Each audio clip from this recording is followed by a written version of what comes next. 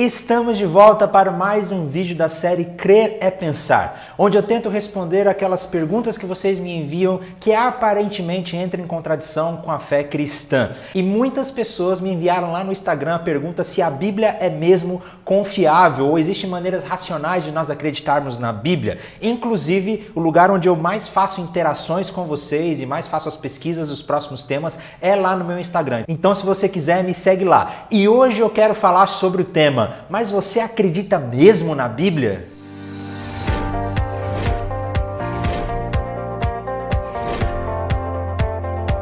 Não faz muito tempo eu peguei carona com um amigo e nós estávamos conversando e ele me perguntou sobre o que eu faço, sobre o que eu faço para viver. E aí surgiu aquela pergunta: mas Felipe, você realmente acredita na Bíblia? Você acredita em tudo que está lá? Parece ser histórias lendárias, um conto de fadas, alguma coisa muito fantasiosa, um texto muito antigo. A Bíblia é um telefone sem fio. Você já brincou daquela brincadeira de telefone sem fio, onde você começa com uma frase e vai passando de ouvido para ouvido até que no final sai algo totalmente diferente? São mais de 2000 anos de história. A Bíblia foi alterada, foi completamente modificada e também as histórias que estão ali são muito lendárias. Talvez você já tenha encontrado com alguém que tenha as mesmas dúvidas, ou já tenha perguntado para você: mas você acredita mesmo na Bíblia? E no vídeo de hoje eu gostaria de fazer um rápido resumo de que existem sim muitas evidências para que nós possamos confiar na Bíblia. A base de todo o cristianismo com certeza está na vida de Jesus. O fato de Jesus ser Deus, ter vivido entre nós, morreu numa cruz e ressuscitou no terceiro dia. Por isso, nesse vídeo eu gostaria de focar um pouco no Novo Testamento e principalmente nos Evangelhos. Como nós podemos saber que os Evangelhos são historicamente confiáveis, que eles não foram modificados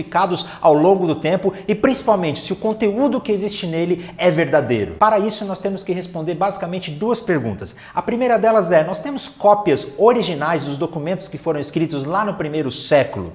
A segunda pergunta: o que esses documentos falam é verdade? Graças a Deus, o Novo Testamento e os Evangelhos não foram transmitidos de maneira oral como muitas pessoas imaginam. No Novo Testamento, por exemplo, nós temos 9 autores independentes que foram testemunhas. Eles viram Jesus e eles registraram de forma escrita tudo aquilo que eles viram, ouviram e vivenciaram. Mas aí realmente existe um pequeno problema: nós não temos as cópias originais, que as testemunhas de Jesus escreveram realmente esses textos originais, eles se perderam, até porque naquela época os textos eram escritos principalmente em papiro e esse material se perde facilmente. O que nós temos hoje são apenas cópias desses textos originais que nós chamamos de manuscritos. Isso quer dizer então que fica impossível remontar os textos que foram escritos originalmente? De maneira alguma. Como esse trabalho de reconstruir os textos originais eles acontecem? Quanto maior o número de manuscritos e quanto mais antigo for o manuscrito, ou seja, quanto mais próximo o manuscrito estiver da fonte original, da pessoa que escreveu,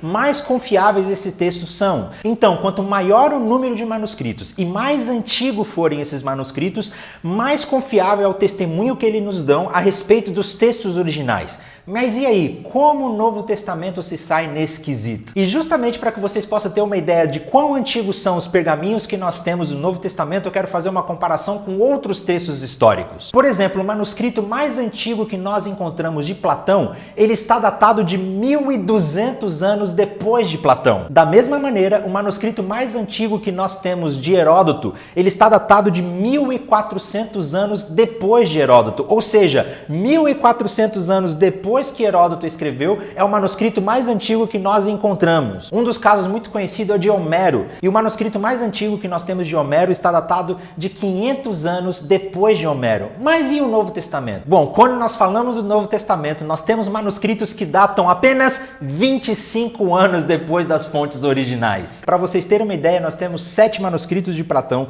8 manuscritos de Heródoto. De Homero nós temos cerca de 643 manuscritos que foram encontrados, mas do Novo Testamento nós temos cerca de 5.686 manuscritos que foram encontrados. Isso na língua grega, fora todos os outros que foram encontrados em outras línguas. Aí depois o cara vem querer me dizer que Platão é confiável, mas o Novo Testamento não é confiável. A quantidade de manuscritos que nós encontramos de maneira confiável traz uma confiabilidade absurda para o Novo Testamento. E falando um pouco mais exatamente sobre esses escritos e esses manuscritos, eu quero indicar esse vídeo aqui do Iago, que ele fala um pouco sobre isso e ficou sensacional. É surpreendente quando nós descobrimos que todo o Novo Testamento foi escrito antes do ano 100 depois de Cristo, e nós temos manuscritos antigos o suficiente para comprovar que esses textos possuem autoridade histórica. Tá bom, Felipe, nós temos manuscritos o suficientes para mostrar que esses textos são historicamente confiáveis, mas e quanto ao seu conteúdo? Eles dizem mesmo a verdade? Primeiramente, vale ressaltar que todos esses textos não só foram escritos no primeiro século, mas o Novo Testamento foi todo escrito por testemunhas oculares, por pessoas que viram a Jesus. O próprio apóstolo Pedro declara: não seguimos fábulas engenhosamente inventadas quando lhes falamos a respeito do poder e da vinda do Senhor Jesus Cristo. Ao contrário, nós fomos testemunhas oculares da sua majestade. Nós vimos, nós o tocamos, nós estivemos com eles. Os apóstolos, os autores do Novo Testamento não só apelam para a sua própria autoridade de testemunhas oculares, como eles pedem para que os seus leitores comprovem que o que eles estão dizendo é verdade. O próprio evangelista Marcos, no seu evangelho, por exemplo, ele diz que o homem que ajudou a carregar a cruz de Jesus era pai de Alexandre e de Rufo.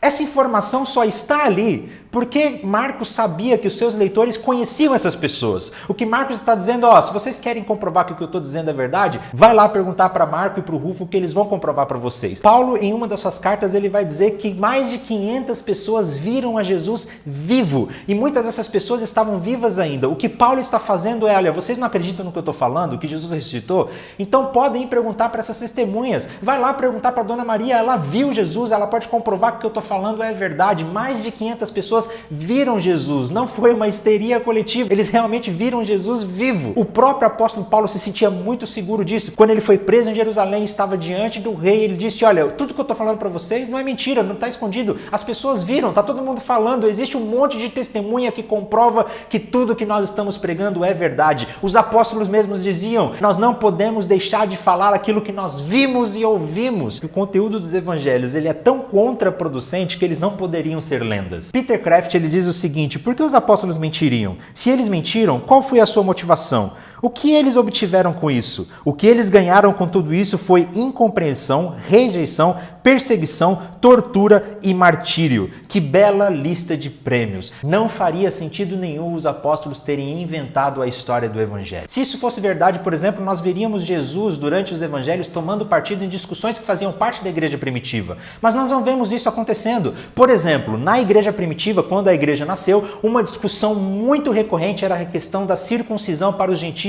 Mas nós não vemos Jesus falando sobre isso. Isso mostra justamente que o evangelho não foi um conteúdo criado pela igreja depois. E existem outros motivos também. Por que os apóstolos teriam inventado a história da crucificação? Isso só colocaria Jesus como um criminoso, como um Messias falso, como um Deus fraco. Por que os cristãos inventariam a história de Getsêmani, de quando Jesus parece fraco demais e desesperado, angustiado, pedindo para que Deus o livre da crucificação? Por que inventariam a frase de Jesus na cruz, meu Deus, por que o Senhor me abandonou? Essas coisas só iriam confundir ou ofender os candidatos à conversão no primeiro século, mostrando um Jesus fraco, um Jesus sem poder nenhum. Ou então, por que inventar que as mulheres foram as primeiras testemunhas a verem Jesus vivo? Isso não faz sentido nenhum, porque naquele tempo as mulheres não tinham autoridade nenhuma, o testemunho delas não tinha valor nenhum dentro dos tribunais. Faria muito mais sentido na invenção da história colocarem homens honrados que testemunharam a ressurreição de Jesus, mas não, os evangelhos falam que foram as mulheres. Isso só tem uma explicação. O único motivo plausível para a inclusão de todos esses detalhes é porque foi o que realmente aconteceu. Além disso, por que relatar nos evangelhos que os apóstolos eles eram invejosos, mesquinhos, arrogantes, covardes, que abandonaram a Jesus?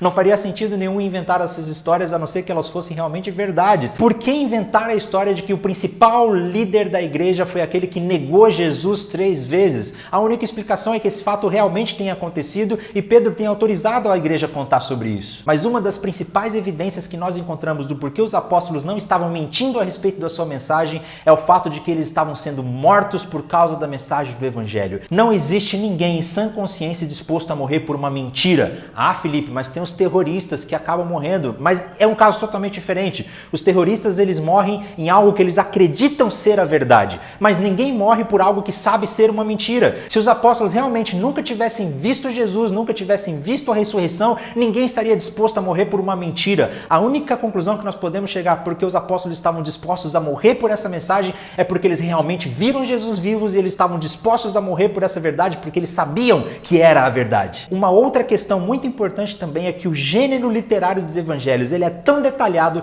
que nunca poderia ser uma lenda. C.S. Lewis foi um crítico literário, um professor de literatura que ocupou uma das cadeiras de literatura na Universidade de Oxford. E olha só o que ele disse: tenho lido poemas, romances, literatura visionária, lendas e mitos a vida toda. Sei como são, sei que nenhum desses gêneros é assim. Existem apenas duas visões possíveis em relação a este texto, o Evangelho. Ou se trata de uma reportagem, ou algum escritor antigo, desconhecido, sem antecessores nem sucessores conhecidos, de repente antecipou toda a técnica moderna da narrativa novelesca e realista. O que C.S. Lewis ele está dizendo? Que essa técnica moderna que existe hoje em dia de contar uma história cheia de detalhes, realista, isso é muito recente, jamais aconteceria naquele tempo do Evangelho. As evidências literárias que existem daquela época de histórias lendárias ou de contos fantasiosos jamais colocaria tantos detalhes na história do Evangelho como nós vemos. Nós temos detalhes incríveis como em Marcos 4 que Jesus dormiu num travesseiro na polpa de um barco. Em João 21 nós temos um detalhe que Pedro estava em seu barco a 200 côvados da praia e ainda relata que juntos eles pescaram 153 peixes. A única explicação para que o Evangelho esteja tão cheio de detalhes é porque as testemunhas oculares guardaram esses acontecimentos na memória. As histórias do Novo Testamento não poderiam ser lendas inventadas. Quando nós descobrimos que elas são fidedignas, que elas são historicamente confiáveis, contadas por pessoas que viram Jesus, isso traz uma autoridade incrível para toda a Bíblia. Mas uma última questão que eu gostaria de falar é que talvez no seu coração você sinta, mas tá bom, mas eu ainda não consigo concordar com a Bíblia. Parece retrógrada demais, tem muita coisa ali que eu não consigo concordar. E para isso eu gostaria de deixar apenas uma citação do Tim Keller que diz assim: se você não confia na Bíblia o bastante para deixá-la desafiar e corrigir sua maneira de pensar, como poderá um dia ter um relacionamento pessoal com Deus? Em qualquer relacionamento verdadeiro, um precisa ser capaz de pensar diferente do outro. Por exemplo, se uma esposa não puder pensar diferente do marido, a relação entre os dois nunca será de intimidade.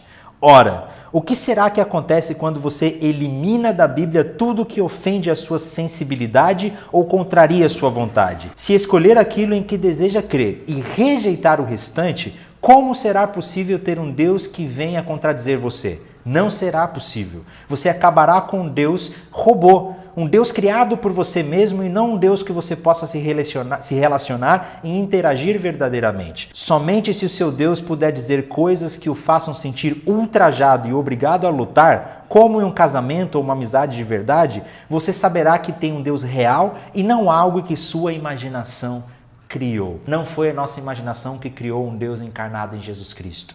Há 2000 anos atrás, testemunhas oculares viram Jesus morrer numa cruz, viram Jesus vivo e testemunharam isso em textos que são muito confiáveis. Então, meu querido, cadê minha Bíblia? Tá aqui. Então, meu querido, você pode confiar na sua Bíblia, na sua velha companheira, porque tudo o que diz aqui é fidedigno.